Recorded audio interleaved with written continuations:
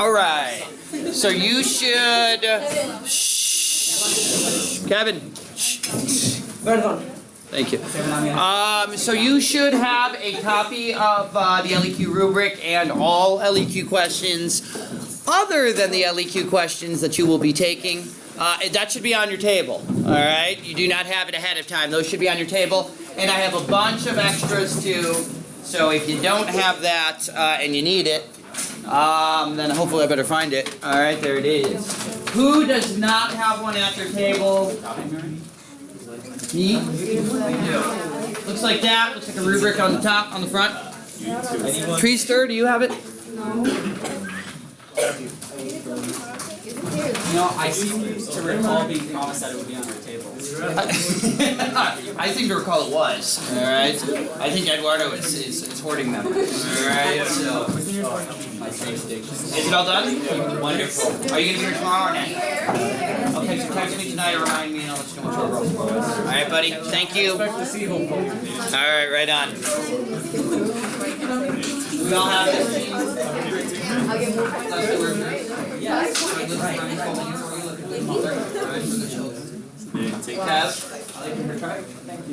I had just like a period. Oh, you want to eat? I know. Hey, we got it? You've seen my pen. Hey, you're good to go? Sir. B. Brandon. Got it? Good to go? Alright. Huh? Brianna, got it? Good to go. Alright, excellent. Hey. Let's start. Alright, let's take a look now. Hey, for the time being, please ignore the question at the top of the page. Alrighty, and just let's refamiliarize ourselves with the scoring rubric for the LEQ. Alright? LEQ 6 points. Remember, 0 to 6. I'm sorry, Steve, I'm going to need to erase you. Alright? Wow. Alright. Sorry, Paco. Alright. Give credit when it's due. Alright. Please let me mourn. So, anyways, we got 6 points, as you all know. My work. Well, all my work has been nervous. Right, we got the 1 for the thesis. 1 for the thesis point, remember. Right. We've got technically 2 for arguments, all right, and use of evidence, I guess you could say, which is really just support for your thesis. So 1 or 2 for argument, which I need to talk a little bit about, and support or evidence. Now, obviously, this is not document support, right? This is just examples or fact to back up whatever point you are making, all right? And then application of the historical thinking skill. Now this is probably where you were a little confused, all right? Because that makes it seem like maybe they're asking for hippo or something like that, right? They're not. What they're saying there is you need to identify which skill is being asked of you out of those possibilities, and then you need to be able to just make sure you hit that skill or you cover that, all right? So for instance, guys, what we mean here is, hey, it's not as complicated. I'm about to die. It's not. I'm getting choked up here, all righty? The LEQ brings that out in me.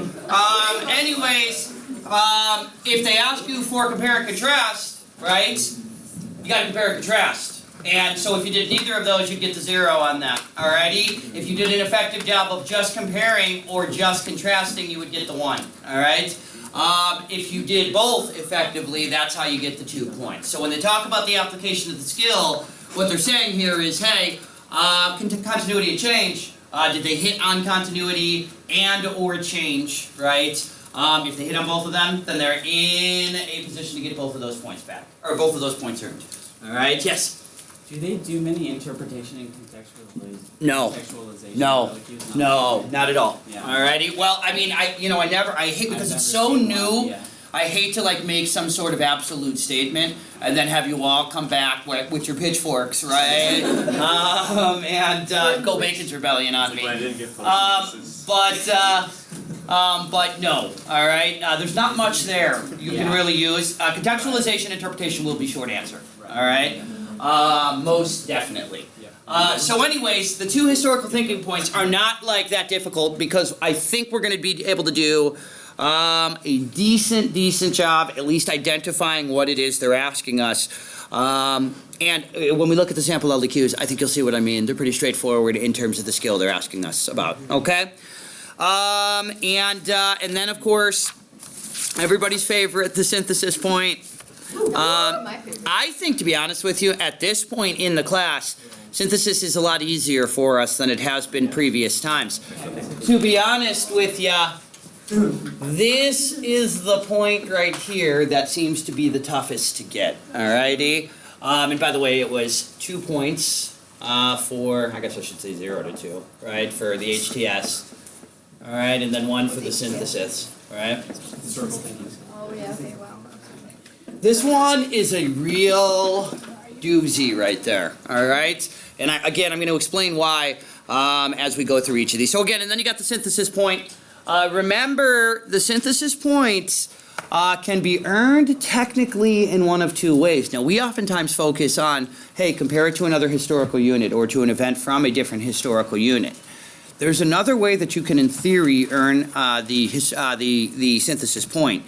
If it's a question uniquely about, for instance, economics, and you talk about how that issue or that topic additionally affected maybe society or cultural issues or political issues. If you extend the topic to another area, I guess you could say, of history, then you can earn the synthesis point that way. All right? Yes? Wait, hold on. Yeah. Can you give us an example? Yeah.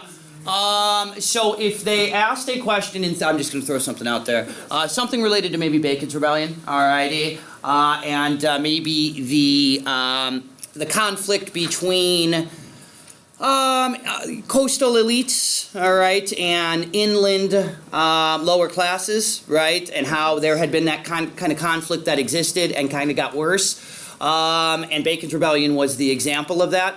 If you also talked, for instance, about how Bacon's Rebellion also had an economic effect as well on the relationship, because after Bacon's Rebellion we start bringing in slaves to replace indentured servants, and it redefines the plantation or economic system. So what you've done is you've taken a social cultural question and you've also extended it to also mention, oh, by the way, it also changed how the economic system was in the South as well by switching.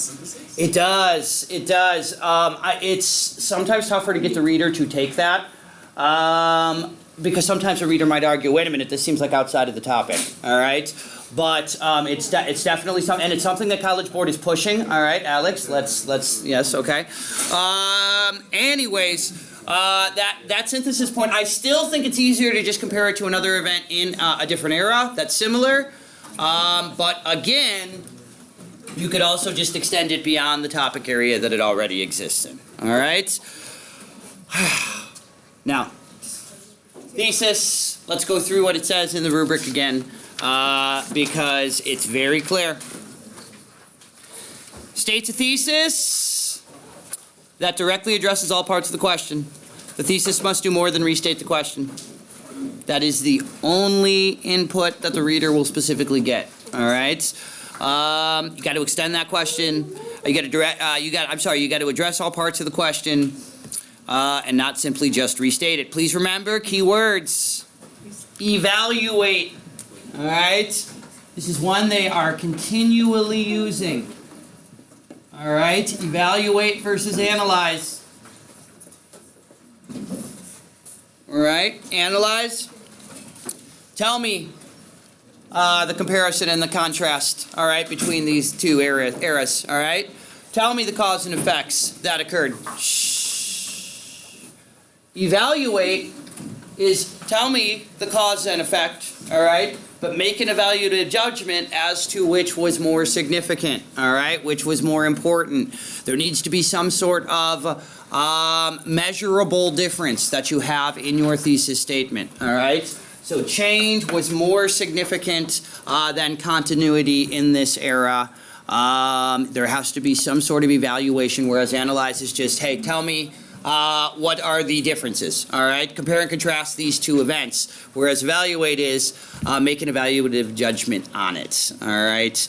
In terms of like a measurable difference, all right? So, slight thing, but for instance, last year, one of the evaluate questions, if they didn't have a word like strongly, or some sort of qualifying term, then they didn't get the thesis point. All right, so there had to be some sort of evaluative term there that shows they were truly evaluating the continuity versus the change, or vice versa. All right. Anyways, B, support for your argument. Support the stated thesis using specific evidence. Okay, back it up with facts, with examples, right, with historical developments. Or, for the 2 points, you support the stated thesis using specific evidence, clearly and consistently stating how the evidence supports the thesis or argument, and establishing clear linkages between the evidence and the thesis or argument. All right? If you don't do either of those things, you're going to end up with the 0. So, hey, you got to extend the thesis. All right? You got to support the thesis with every point that you make. Specifically, explicitly link it back to your thesis statement. This seems almost redundant to us a lot of times, all right? I have to explicitly say, man, this connects back to my thesis in this way. But yes, all right? I mean, they really want those clear linkages, all right, where you are showing throughout the essay that all of your points go back directly to the main argument that you made, all right? What's that? That's how we do all essays, yes. But I think students forget a lot of the times, or they think it's implied how it connects back to their thesis. And on this specific question, or on this specific essay, they want you to be real explicit and real clear. All right? Periodization was, forget about periodization. Historical thinking skill I kind of already described. Describe the ways in which the historical development specified in the prompt was different from or similar to the developments that preceded or followed. Because this rubric is for periodization. That's the example they give. And then notice the difference for the 2-pointer. Analyze the extent to which the development specified in the prompt was different from and similar to the developments that preceded or followed. So again, do you see the difference? Periodization, right? How are these different, I guess you could say, or how are they different and similar depending on the question? Yeah? Is that similar to CNC? It is. It is. A lot of these skills are kind of similar to one another. There's just slight differences that they will ask you to do. Alrighty? There's always 2 different parts. There will always be 2 parts of it. Yes, there will. All right, because you got to have 2 parts to it in order to get the 2 historical thinking skill points. Yes. Have we ever done what's the difference in perspective? We did. You remember like yesterday with the short answers? Oh wait, you weren't here with the short answers yesterday. Yes. Hey, bud. Anytime you've done them already. Anytime you have 2 different historians talking about a previous event, and they ask you like, hey, what's the difference between? Okay. Yes. Yes. Alrighty. Anyways, that is your historical thinking skill points, and then of course we know the synthesis point and how we achieve it. All right. Again, that's the simple thesis.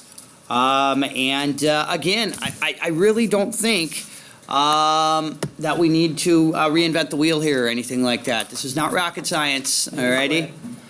It's very, very, very straightforward. Just make sure you are hitting these things, and hey, kind of check it off. By the way, remember, on the front of the question sheet, it's going to have in bulleted points what is expected of you, even though you don't have the rubric in front of you, right, as you're writing. These bullet points basically tell you, hey, these are the things the rubric is going to ask for. Yes? ATFQ. Answer the freaking question, yes. Alrighty. That's the first rule, alright? But beyond that, yes. Beyond that, make sure you identify the HTS and that you are making the historical thinking skill. All right, the periodization or compare and contrast. You're just too good for us, man. I'm sorry. Apparently, I'm an elite. I'm a coastal elite. Alrighty, and you people are all these squatters. All right, on the frontier. Did you tell yourself? Shh. When we're identifying it, we don't directly say what it is, right? The skill? Yeah. I would. If you can identify what the skill is, all right, I think that it actually, they want you to know what the skill is. You don't have to specifically state it, but I always think it's maybe a good idea to kind of show off to the reader. I feel like this is an example. Well, yeah, I would probably put that in like parentheses. Or, hey, maybe somehow the periodization, the impact of, well, yeah, it would kind of be tough to probably infuse. I might just put in parentheses, periodization, all right? Capitalize all the letters that start with the Yes. letter. So when it's really dark and you look back, it says periodization. I think you feel like we spent, first off, don't we all love how Tree says something and thinks it's the funniest thing ever? But secondly, I think you feel like we spent like 4 hours on your LEQ, all right? And we're looking at it through different lights and invisible ink. No, we're not, all right? I'll flash it to you guys. LEQs, a couple of minutes probably at most, all right? Boom, getting out. All right. Let's start by taking a look at a few questions, all right? Let's take a look at a few previous LEQs. All right? Now, most important thing is remember, you'll have a choice on the LEQ. They will give you two options. You choose one. All right? If you flip the page, it looks like page 46 on the bottom right here. Do you notice what they do? They give you the two options. They are the exact same question. Only they will pertain to a different historical era. Or do we need more than this? Do you need more? Yeah. No, it's fine. Okay. We need like 6 more. Seriously? You need more? Oh, okay. Nobody. So, evaluate the extent to which transatlantic interactions from 1600 to 1763 contributed to maintaining continuity. Oh, snap. As well as fostering change in labor systems in the British North American colonies. What? You seriously need more? All right. Wasn't it supposed to be? Oh, I'm sorry. Are you guys serious? I never even dropped them off on your table? Wait, I thought you said table table. No. Oh my gosh. No. Yes, I have plenty over there. All right. I thought you were messing with me. All right. I didn't realize I literally had not put any on the table. All right. Oh. Yes, no, guys, we're not in communist Russia. All righty. Everybody gets their own LEQ packet. All right. Anyways, evaluate the extent to which transatlantic interactions between England, between Europe, North America, And the West Indies. and the West Indies, and Africa. All right, because remember, that's a transatlantic exchange as well, right? How they contributed to maintaining continuity, as well as fostering change in labor systems in British North American colonies. So how does transatlantic interactions affect labor systems, right?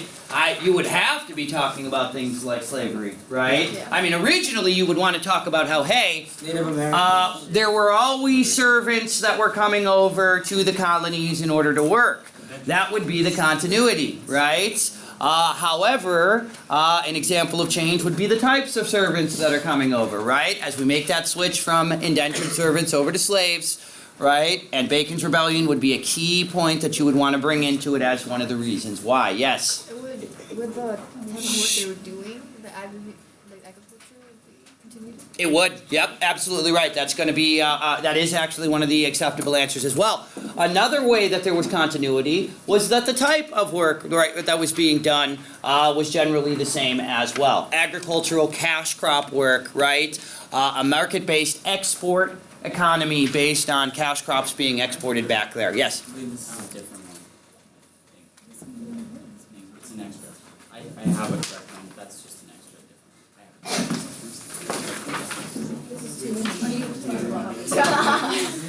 All right.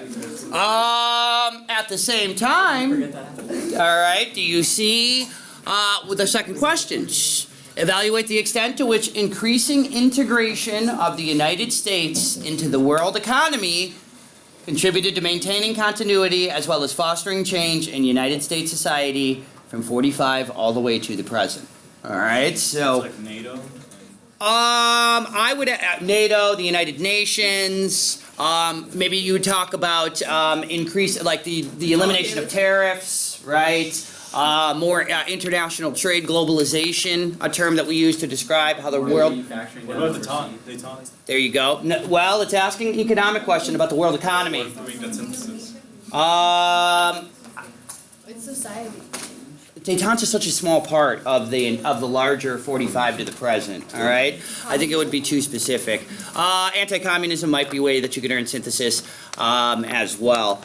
But the whole point here is, yeah, we're talking, what did you mention? I said manufacturing overseas, Man- so like the loss. Oh, the Red Scares that affected our society because of the.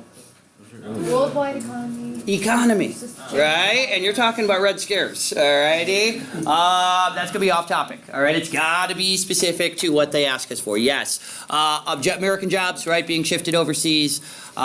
We move over to a service-based economy where we're no longer producing manufactured products, we're providing services, alright?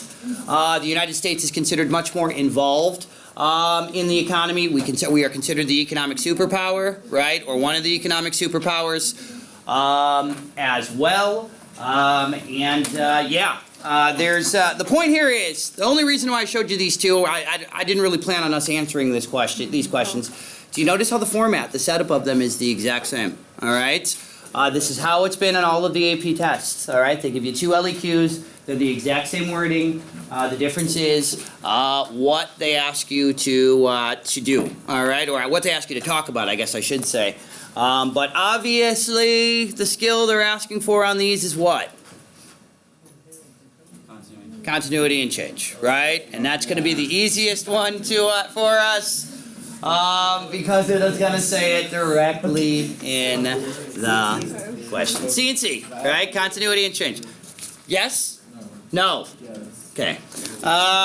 Anyways, those are a couple of the original LEQs that they gave to us back in 2014. All right? Let's flip the page.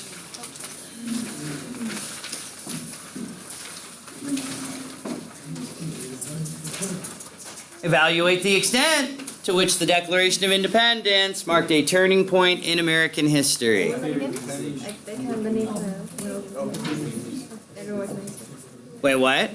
Okay, very good. You lost me there. Evaluate the extent to which the Declaration of Independence marked a turning point. And again, yes? This is the one where you can't get it wrong unless you argue incorrectly, right? Yeah, I think it's hard. It's easier to get it wrong on the LEQ than the short answer. All right? The short answer is going to give you three choices and let you choose or pick between them, right? But let's say, for instance, and I mean, this is an extreme example, let's say you freaking didn't really know what the Declaration of Independence was, and you're talking about the effects the Constitution had and whether that was a turning point, right? You're off topic then. So obviously that is a wrong answer, all right? And that's an answer that will get you the big fat zero, all right? And then, hey, that's a reader's dream, all righty? Because we get to read that and be like, all right, off topic. I can take the couple of minutes off here mentally. All right, so yes, and then of course we'll also laugh if you guys spell things wrong. Anyways, turning point. Periodization. Evaluate. You must make an evaluative judgment. It was a turning point. It was not a turning point, and beyond that, how much of a turning point was it? Was it a major turning point? Was it a minor turning point? All right.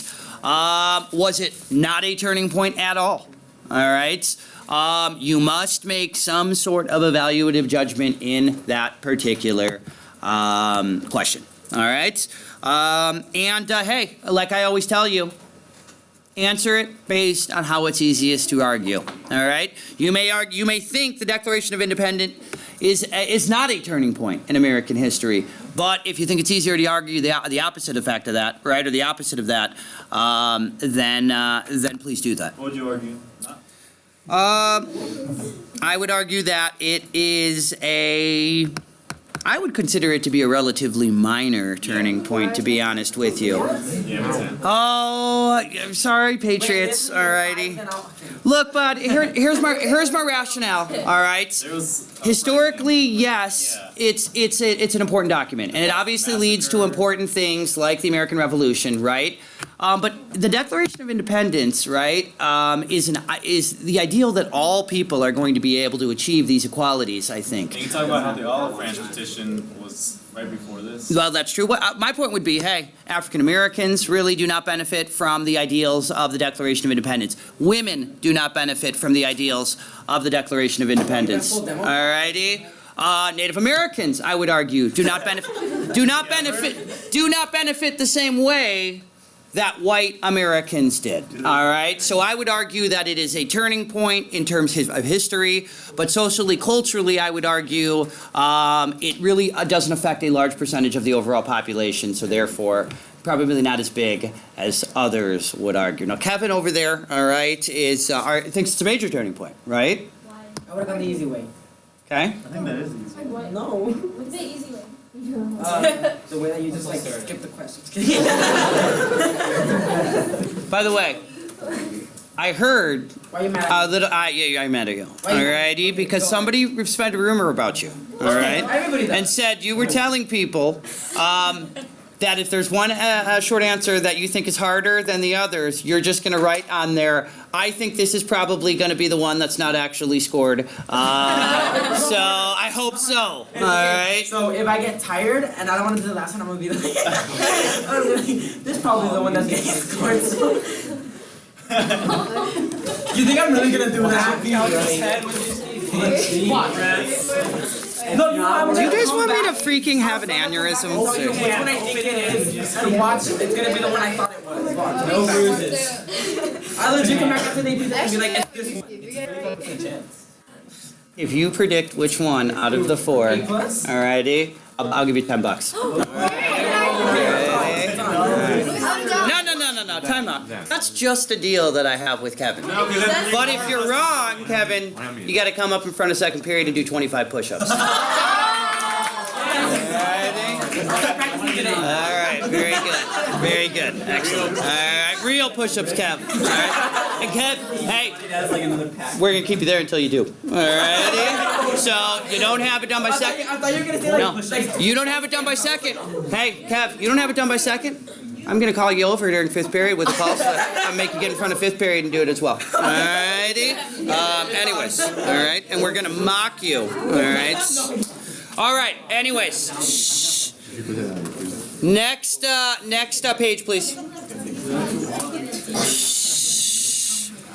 Folks, this particular question was not actually on an AP test. This was just an extra question that they gave to us to give us more examples of sample LEQs. All right?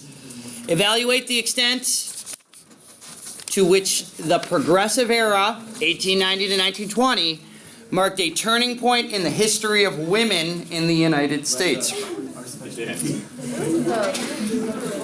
That's a great question. That's a really good question. I know, right? Well, you know, last year the DPQ was modern feminism. All right. AP Euro had a girl one too. A girl one. Well, a woman one. All right. I Yeah. didn't get it. I got Henry the 14th. Louis the 14th. Oh, one. Some of us didn't pay attention the whole year for it. Yeah. So did you call him Henry the 14th in your I don't know. essay? I called him the Sun King or something. That's that. Okay. All right. Anyways. Periodization is progressivism a turning point for women in the United States? Is it a major turning point? Is it a minor turning point? Is it not a turning point at all in their status, in their circumstances? I would argue 14th was 17, 16. I would argue that progressivism is a major turning point for women because women are the driving force of the progressive movement, the social gospel movement. They become much more involved socially, culturally. We have women's organizations that form that are improving society. We have the entire women's suffrage movement, right, which is going to make them more politically active. Where was the social gospel?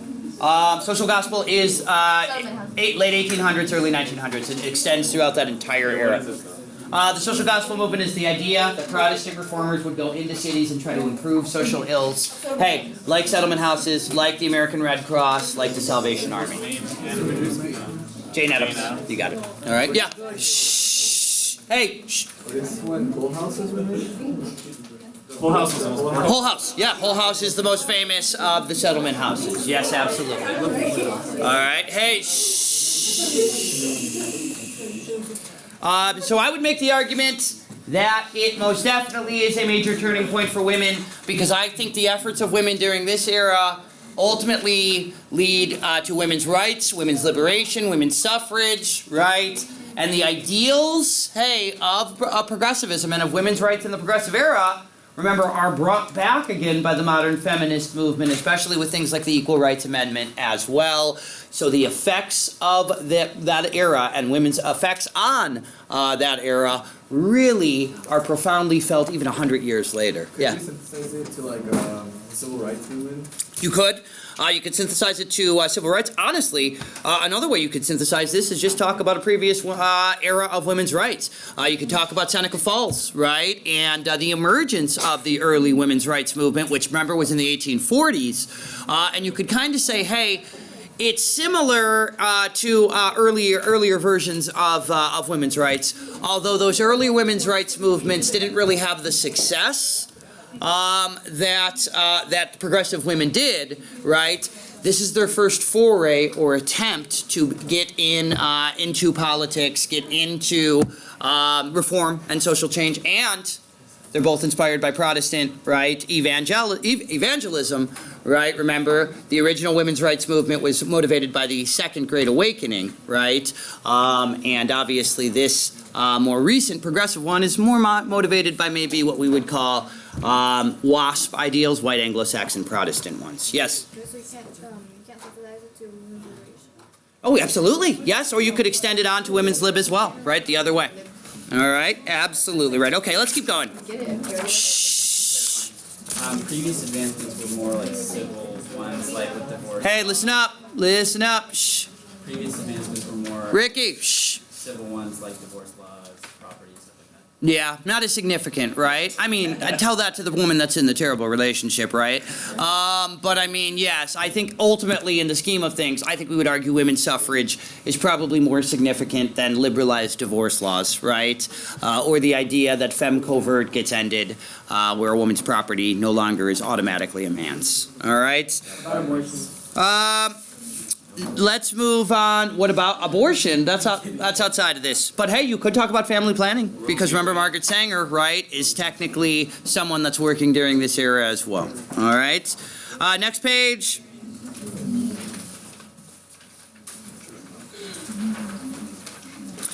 This, folks, was the 2016. This was the international exam. All right, questions. And then tomorrow you're going to get the 2016 U.S. exam questions. Those are secured. What that means is you guys don't have any access to those, all right? Whereas these are technically available online for anybody, any student or anybody to see, all right? So, again, we've got duplicate questions here. Just talking about different, I love these questions.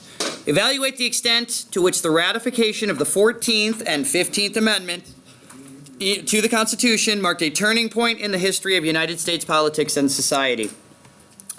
Or, evaluate the extent to which United States participation in the First World War marked a turning point in the nation's role in world affairs. Hey, what is world affairs? What is another way we would... Oh my gosh, thank you. All right. Wait. How's that so hard? 4 years ago, all right. Oh, Lord. 4 years ago on the AP exam, when I was, when we were taking the AP exam, there were two, this was of the old format questions, there were two FRQs you had to do in a DBQ. The FRQs were basically LEQs. So back in the day, you kind of had to do two of them, but there were no short answers. So anyways, you got choices on your FRQs, all right, just like you do on the LEQ today. And so there were two questions. One was significantly tougher than the other one. The other one was a softball question, all right? But the question asked about the impact on world affairs in a particular era. And my kids came back, and all of them had chosen to do the other question, the tougher question. Well, not all of them, but a large number, because they were like, world affairs, all righty? Not very few of them were able to realize foreign policy is world affairs.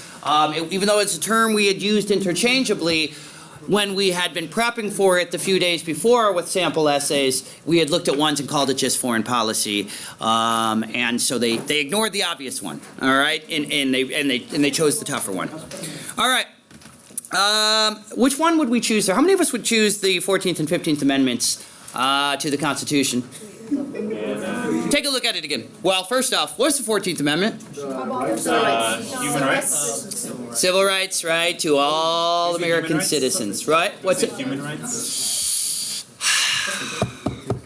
I would go with civil, all right? Civil means government protected. Human means more internationally recognized, all right? And then, of course, the 15th Amendment, African-American suffrage? African-American suffrage, all righty? Wait, what was the 13th? Wasn't that important? Abolish slavery. All right? Kind of important, all righty? So, hey, what impact did those laws have, right, on the those amendments have on the development of United States politics and society? There's a lot there, So right? it's like democratic voting, people now had to focus on Also? black Wait, no, votes. Well, hold on. Obviously, African-American suffrage, right? You could argue, what impact does it have, right? I want to reread the question here before I respond. Reform? Is it a turning point in the history of United States politics and society? I would argue no. I would argue no either. Like in the South and in the North, it didn't really make as big of a difference. Yeah, I think you could make a real strong argument that maybe it's not a major impact or no turning point at all, because of what we know that happens after these laws are passed. African Americans are still forced into almost a slave-like status with sharecropping, right? And at the same time, right, the 14th Amendment rights are basically gotten around by Southerners who develop all of these methods to get around them, right, to ignore them. Oh, could we talk about how businesses use the 14th for their Correct. corporations? You could also bring that in as well. It actually was used to protect businesses and corporations against the working class. Counterpoint, all right, just to make you think here for a second. Hey, the 14th Amendment is also the reason why the federal government ultimately is able to go into the South and end all these Jim Crow laws during LBJ's Great Society. Oh, by the way, the 14th Amendment is also the reason why, if you are born on this soil, you are automatically a citizen. Alrighty? So you could make an argument that perhaps while it wasn't as much of a turning point right away, or for African Americans, right? You could make an argument maybe that there was more of an impact down the road, right? A more extended impact felt later on. All right? How many of us would go with World War I question? How many of us think we would have gone with the 14th, 15th? How many of us would have freaking been like, why the hell are these my choices? All right? Honestly, I would argue that the second one, the one is also not a huge turning I would point, agree. because they go back to extreme isolation. They do. They do. But here, I think how you could argue that it is because, remember, this is the first time that the United States is really going to develop an international approach with Wilson, where he's envisioning through the 14 points this greater American role and the League of Nations, this collective security organization, right? And even though we don't realize that originally, right, because of all the isolationism and problems in the 20s and 30s, after World War II, we do start to see those things. And so I think, again, you could maybe argue that, Both very similar. yeah, I think you could argue, hey, the turning point maybe isn't immediate, and there's really no turning point to start. But as time goes by, right, these events or these policies turn and become more significant to the country and to the people as a whole. It almost seems like because they're so similar, could you make a synthesis point to the other one? Because they're not, because one's politics That's and true. Can you just society make and one's census political points to affairs. the other question? Well, I think there's where your issue is gonna run. Politics, society, And they are gonna do that intentionally, all right? They're gonna ask for you to talk about whether it was a turning point related to different parts of history. Is one a turning point economically, is one a turning point politically, all right? Which will oftentimes prevent you from being able to use them to synthesize off of each other. otherwise all you're right? too easy. Yeah, I mean, then, it's too easy. One of the things that they said here was, hey, with thesis, there has to be thesis development throughout. So they like your thesis to basically be developed beyond what it was originally. They don't want what they said are elementary level thesis statements that any elementary student could know, all right? Turning point. Right, like slavery was in the South, alrighty, or something like that, right? Next page, please. I would have chosen the first one because after Johnson, I can't remember the order of things. That's a problem. Remember Nixon. Nixon after Johnson. Yeah. Evaluate the extent to which the 7 Years' War, also known here as the French and Indian War, marked a turning point in American relations with Great Britain, analyzing what changed and what stayed the same from the period before the war to the period after it. That's with the. The next one. That's with the fort, right? Seriously? They got really pissed off at each Is other. that the one where they said forts? We were discussing we were really fighting each other, and then got What changed? There's British people in our forts now. That's insignificant. So is it a turning point, analyzing what changed and what stayed the same from the period before the war to the period after it? That's a periodization question. Britain still hates us. The conflict, obviously, hey, we're still American citizens, right? I mean, we're still British citizens after, Like not all of us. but the conflict, the divisions between both sides intensify. But it continues. That's not a change. Right? The continuity would be we're still English, but the change, I think, would be that the conflict between Americans and Brits is exacerbated, just made much more extreme by the war. Hey, remember the French and Indian War? Shh. The French and Indian War, remember, is the war between the British and the French. The Americans fight with the Brits against the French and their Canadian allies, and remember the French had almost all the Native Americans, right? Ultimately, as a result of the Treaty of Paris that ends the French and Indian War, France is booted out of North America, right? England gets Canada, and the American colonies are extended all the way to the Mississippi River. All right, remember, it started over the Ohio River Valley, right? Washington, remember, was the guy that started it when he was ordered into the Ohio River Valley to remove the French, all right? No, that's the Revolution. Is he the one with the peanut grower? Washington? The peanut grower? She's Oh, asking all right. He grew hemp. Isn't that weed? It's the non. She's talking about George Washington Carver. Oh, jeez. Okay. You need to stop. Alrighty. Can somebody please stop her? Alright. Last one. Evaluate the extent to which the Mexican-American War marked a turning point in the debate over slavery in the United States, analyzing what changed and what stayed the same from the period before the war to the period after. Yeah, that was it's more modern, so we know it. Okay, well, good. This is a little unusual in one way. Normally, the cutoff for APUSH is the Civil War. And normally what they do is they give you an LEQ topic from before the Civil War, and then they give you another LEQ topic from after the Civil War. But these are technically both before, all right? So this was a little unusual in that they decided to do this. But it's a good question. Well, we're going to actually go in depth on that question a little bit. We're going to look at the specific rubric and what's acceptable for each part for that question. Then we're going to look at some sample responses as well to that. Alrighty, so we can actually see some of those sample responses. All right. So, because I know I have not already overloaded you with them, prepare yourself for yet another packet of the sample responses. Alrighty. For the paper? We are killing Did trees. you just give you pay for the paper? No. I'll exact that one. I did in my old school. Alrighty? I don't pay for mine. At my old school, you got a budget and you could use it for anything. I just bought all paper with it. At this school, we practice socialism, which means anytime you go into the copy room, there's paper waiting for you to use. Now, great lesson here about the problems with planned economies. Shh. The problem is that you run out And then, like, nobody's technically responsible for, for being in charge of that. So we'll go like 2 or 3 days without paper in the copy room, and then it's like, people are like beg, borrowing, and stealing to try to find the paper they need to make the copies. It also leads, guys, to corruption. It also leads to corruption and smuggling.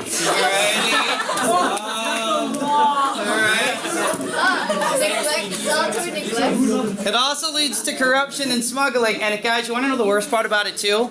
What I do is, when there's no paper in there and people are panicking, I go to my closet and I bring a ream over there. And then I use the paper and I'm like, oh, here, guys. By the way, I take it out of the package so they don't know I already took it from the room. Here, just feel free to use mine. Alrighty? I'm totally willing to donate my paper to help you guys out. And they're like, but Juski, you're so sweet. Alrighty? You're so nice. And I don't really tell them the truth that I jacked that paper that I'm giving to them the day before. Alrighty? You just like grab it and like. Yeah, well, you know how I have, yeah, well, whatever. Don't worry about it. I take it out of the package and then I just take the paper with me. I have a plan. Alrighty? Because there are snakes, there are spies out there, alrighty? That will narc you out for doing it, alright? Yeah. Are you recording? Yes.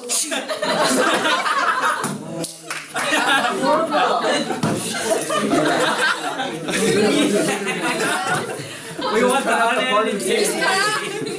Show me like he's not There may be about a 15-second clip there that may have to be erased, alrighty? Better not edit those 15 seconds out. So that takes that. You understand it makes I knew it was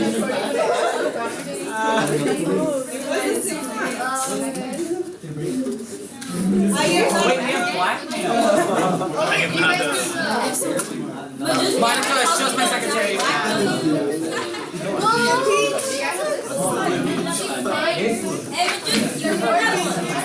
need more plumbers, alrighty? Where are my plumbers when I need them? Alright.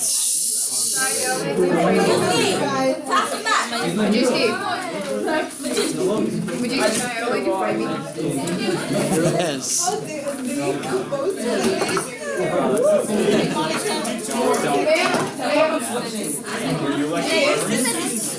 You already have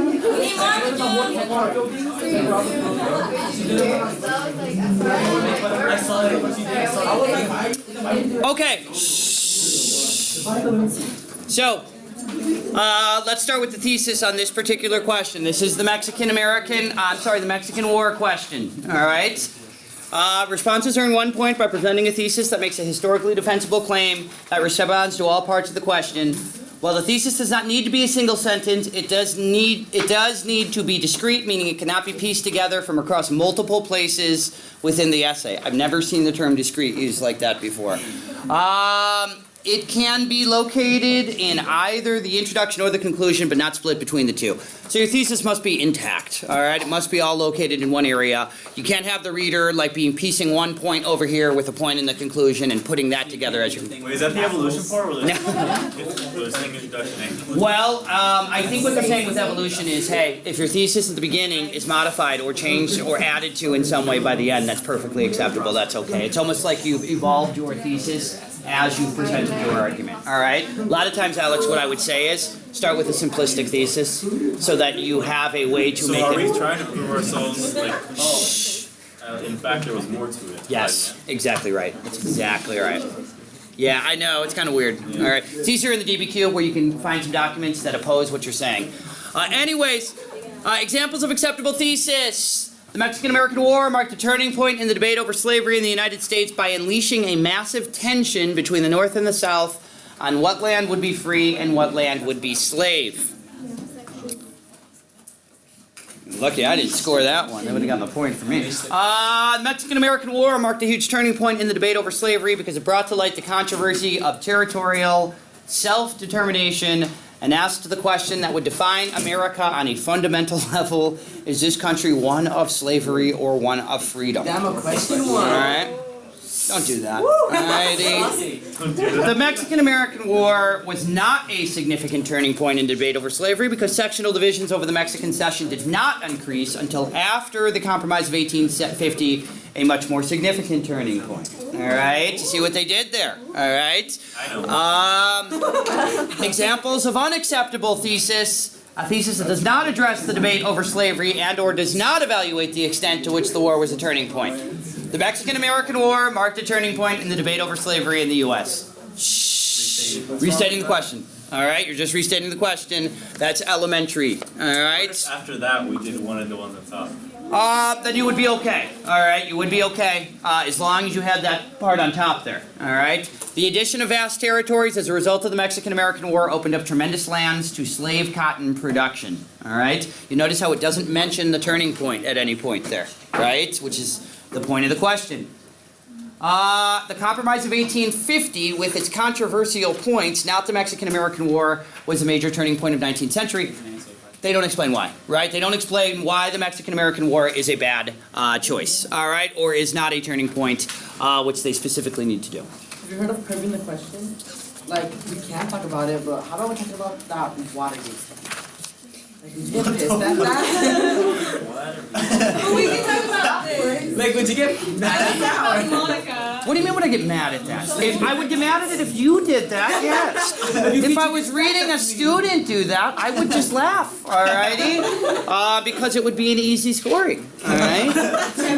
It's like when they talk about their love life or their problems, alrighty? Sometimes they do that. I would answer this, but I'm just not sure. I love Billy. The problem is that my best friend loves Billy too. Alright? No, I'm You serious. got something that are weird when you're reading? Yes. Like what? What I just said to you. Yes. Guys, there's many of those. Alrighty? I am so high right now. Alrighty?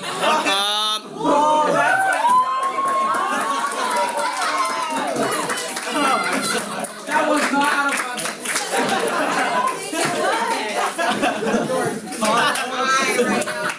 Did it just get warm in here? Alright. Why does that always happen? What secrets I can tell these children? We want to know. Preach! No, don't preach. Alright. We're not talking about religion, people. Alright, we're talking about the Mexican When did you American. get out of church?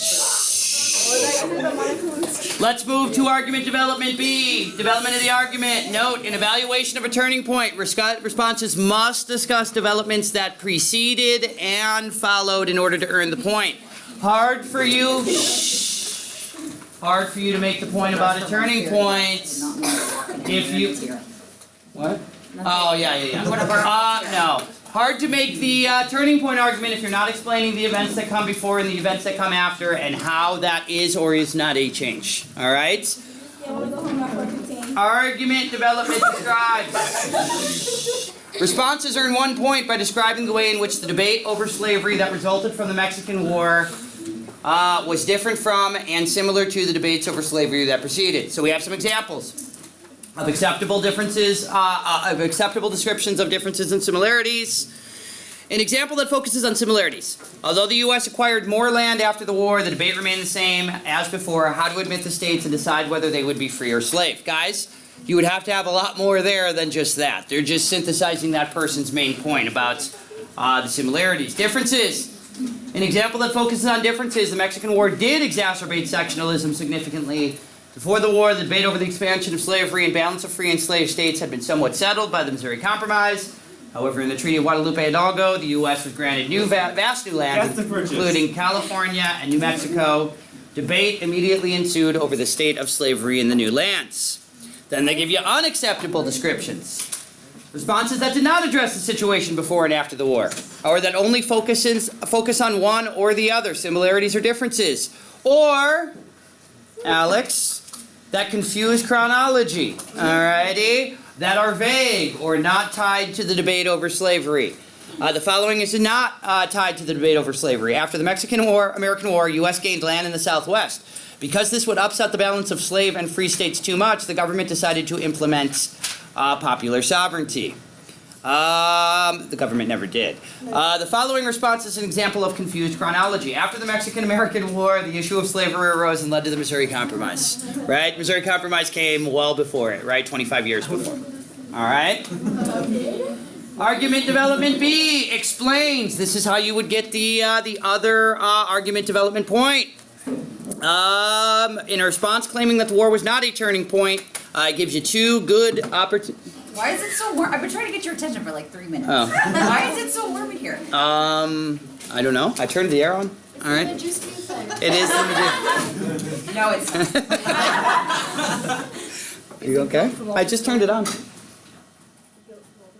your projector sounds like it's dying. Oh, by the way, we can turn that off. It's about 10 Alrighty. degrees warmer in here Is than it it? is outside. Sorry. Well, It's okay. I'm trying to save you guys. well, Misty, it's because I am the sun. Sun God? Okay. He believes that everything in the universe revolves around him. That's why he says that. So that's good. Anyways, Don't get in a response claiming that the war was a turning point and having already addressed the level of debate before the war, after the Mexican-American War, the debate became over what to do with the newly acquired territory and ultimately led to the creation of new parties. Though the United States was unwilling to admit it, the political aspect of the country was turning into one all about slavery. The demographic of political parties changed and foreshadowed the Civil War. Well, that's good. All right. Examples of unacceptable explanations about difference and similarity.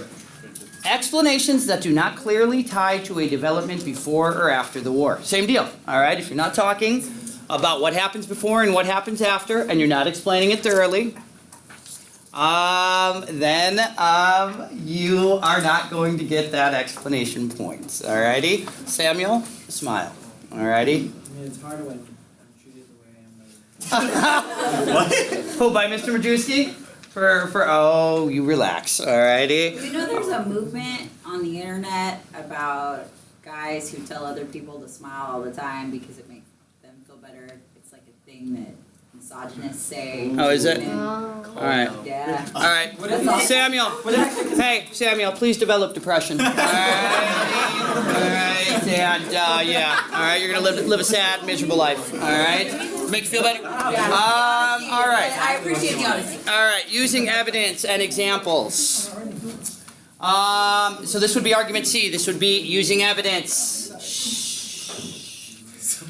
Responses earn 1 point by addressing the topic of the question with specific examples of relevant evidence. Relevant responses can earn this point without having a stated thesis or a relevant argument. Look at all the evidence that you could use to address the topic of this question, both before and or after the Mexican War. All right? Where's the guest approved?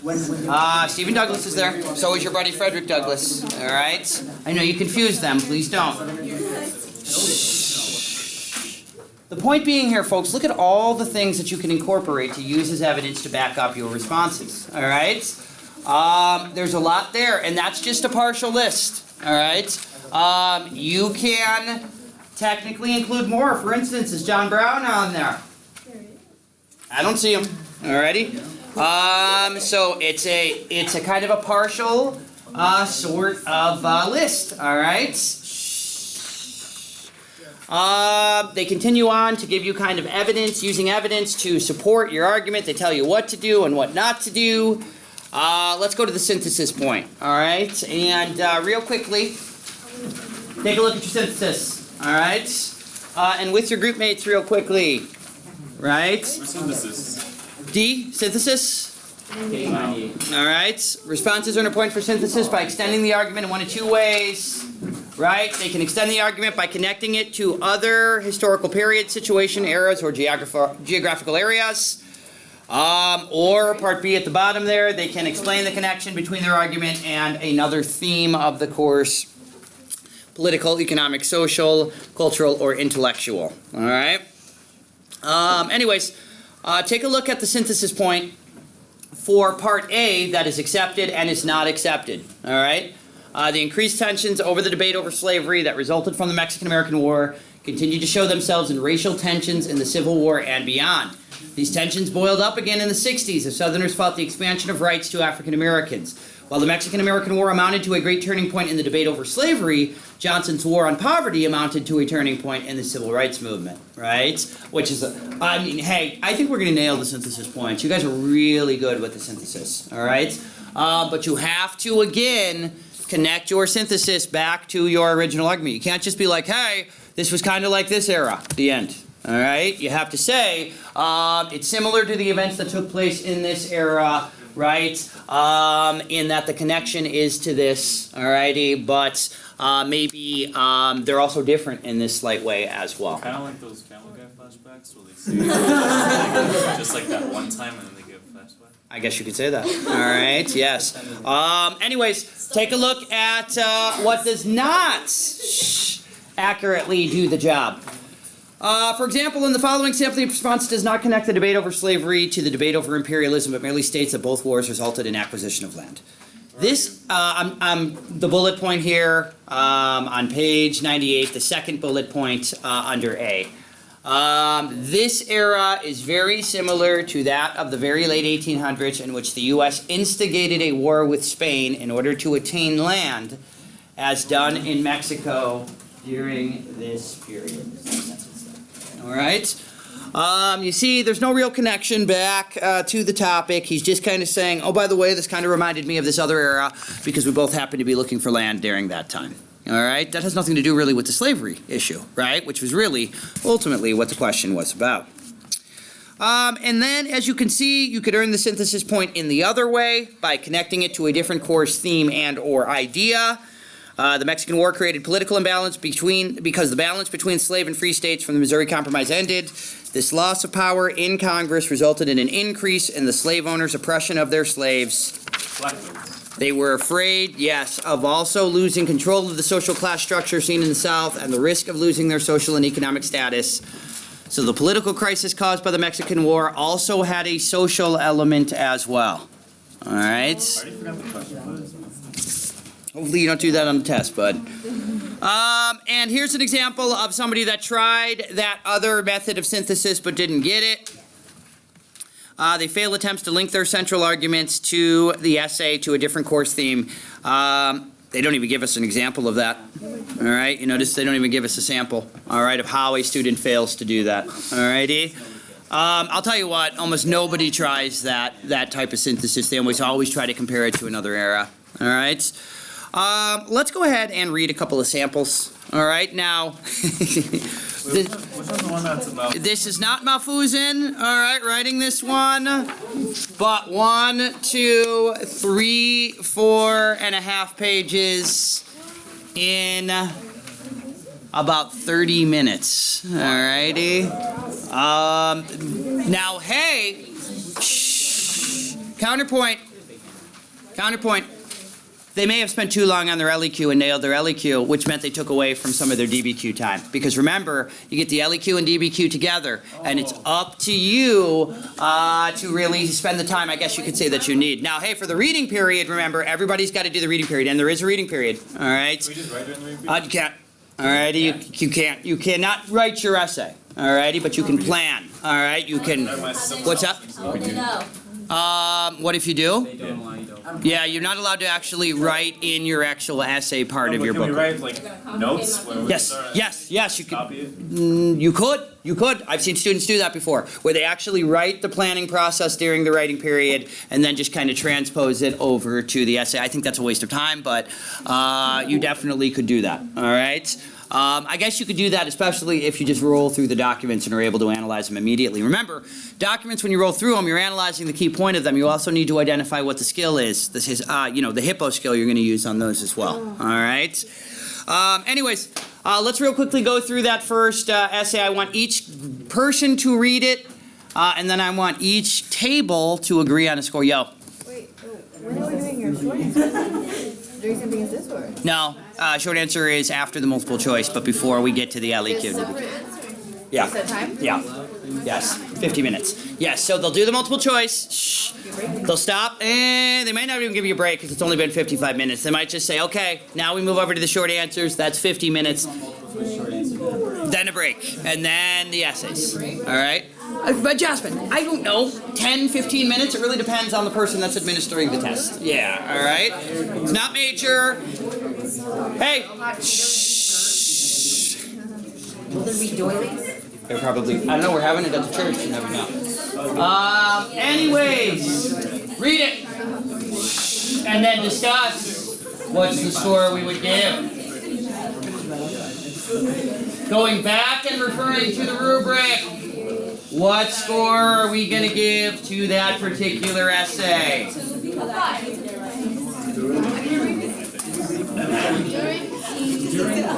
Do we need me to read it?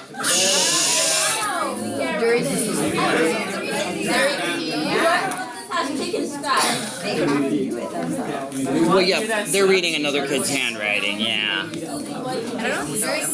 During the 1840s. Listen to that voice. This is how I read though. That's a hard duck. Be less judgy. Have you seen your writing? That's true. I've seen your writing. The U.S. was extending beyond its tradition. Can we listen? Stop the comments. Thank you. Sorry. During the 1840s, the U.S. was extending beyond its traditional East Coast borders and embracing the idea of manifest destiny, that it was God-given right to expand from sea to shining sea. It was their God-given right to expand from sea to shining sea. This time period saw the acquisition of lots of new land, both by peaceful and violent means. And this usage of this new land sparked a hot topic of debate. At the end of the Mexican-American War in 1848, the U.S. received the Mexican Cession, which constituted much of the modern-day American Southwest. However, this victory celebration was soon short-lived when the U.S. plummeted into an era of intense sectionalism. Throughout this period, the northern and southern regions of the U.S. remained fundamentally different and opposed to each other. However, the debate over what to do with the new land acquired from Mexico sparked intense political turmoil. Married? What is it? Marked. Marked a period of heightened animosity between the regions and was one of the most important events leading to the nation into the Civil War. Thus, the end of the Mexican-American War forever changed the course of American history. Dang. They Use just dust twice, -2. should have dropped in an ergo. First, the acquisition of the Mexican Cession sparked heated political debate over how to handle slavery and the addition of these new territories and states into the Union. The Missouri Compromise had been put in place in 1820, saying slavery couldn't extend past a certain point along a parallel dividing the nation. This first flare-up of sectionalism settled back down until around 1848, when the U.S. got all of the new territory from Mexico. It didn't take action right away on deciding how to handle the admittance of the new territories. This procrastination proved to be an issue when gold was found in California and the California Gold Rush of 1849. California, dude, come on, spell it out, was soon populated enough, thank you, to become a state and would be a free one, but this infuriated Southerners because it would upset the balance of free versus slave states. This sparked intense political debate over how to remedy the situation, and Henry Clay proposed the Compromise of 1850.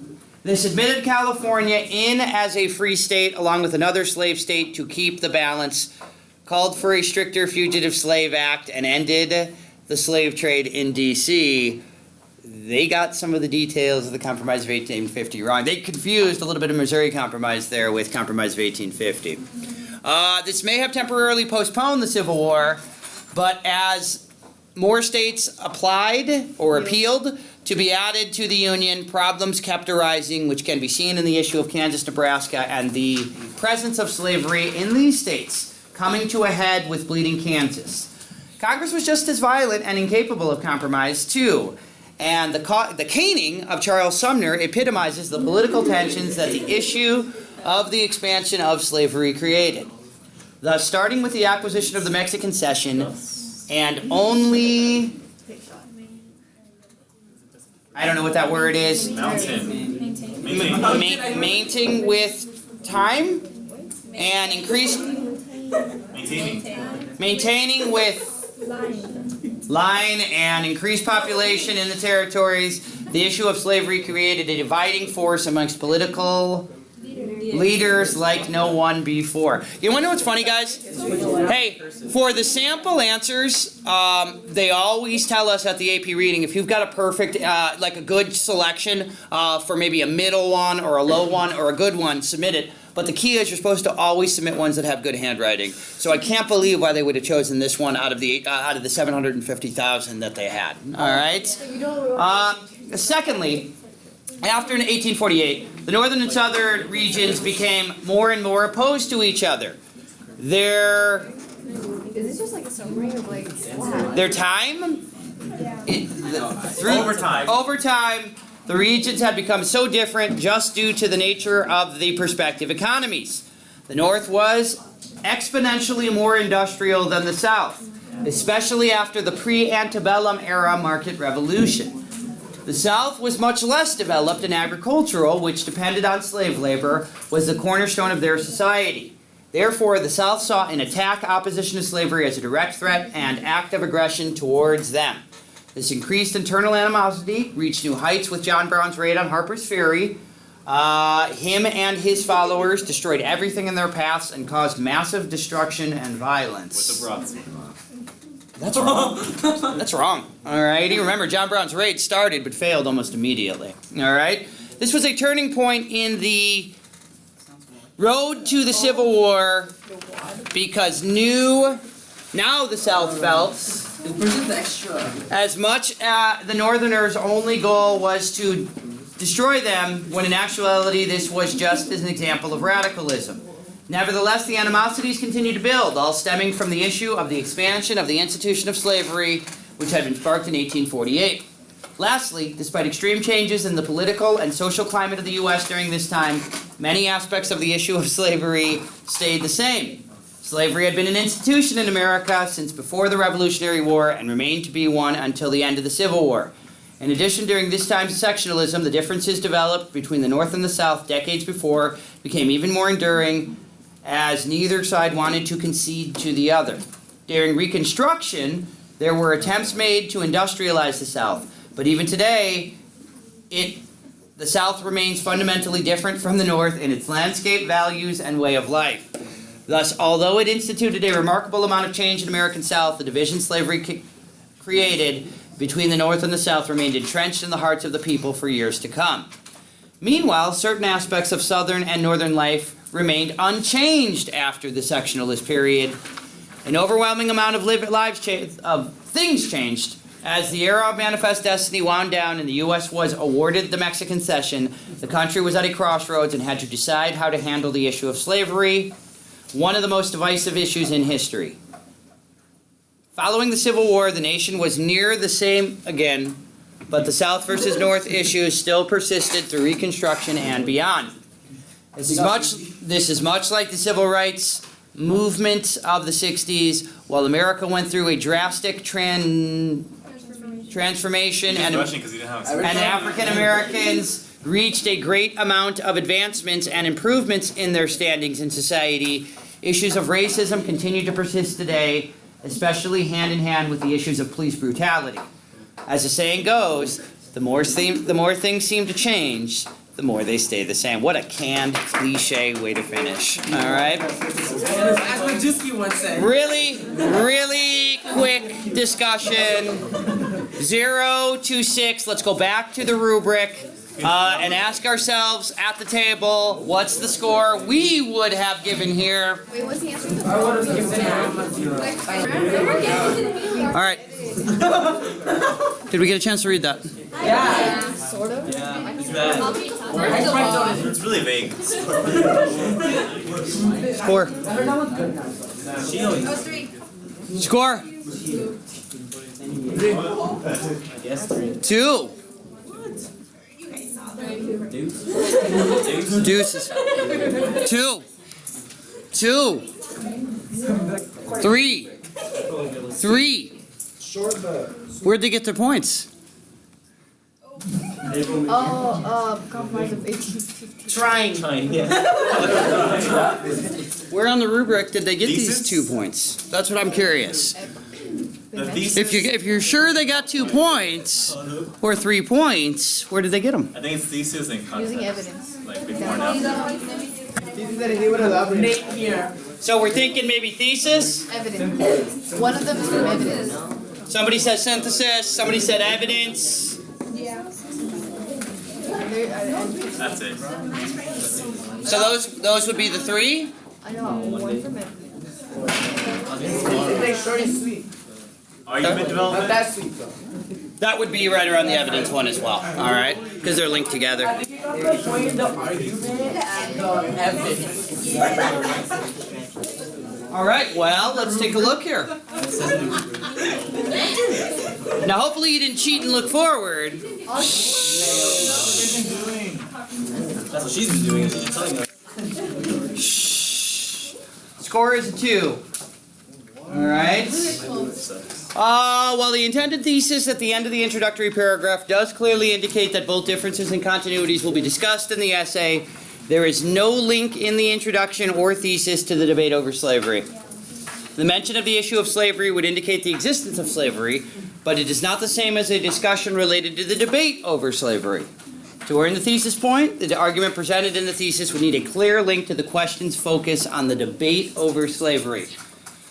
Part B, they do get 1 point for the use of the targeted thinking skill, argument development. So they get 1 for the argument, it looks like.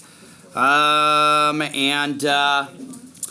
response does describe the changes brought by the war, namely the use of popular sovereignty and the Compromise of 1850.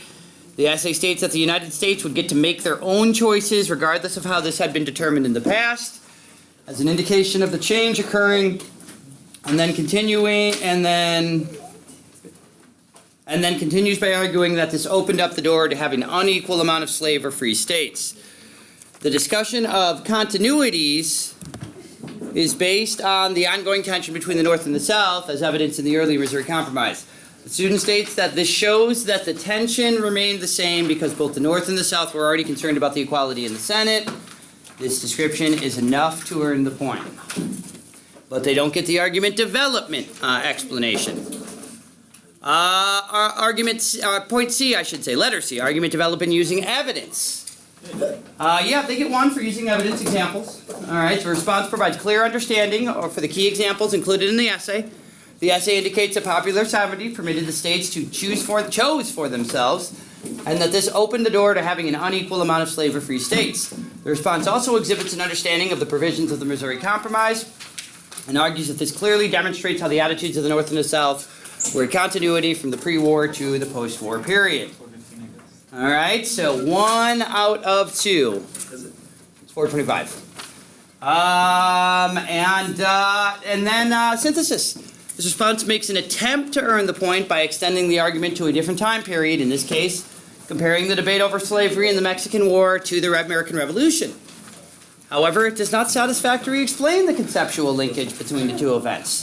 The statement that in both situations there was territory that was gained and then debates and conflict over what to do with it lacks thoroughness and specificity. If the response had included a discussion of the connections between acquisition of and debates over the administration of both the Mexican Cession and the Northwest Territory, then this essay might have earned the point. So they just missed on synthesis. They simply needed a connecting statement. That's it for today. That will be it for today.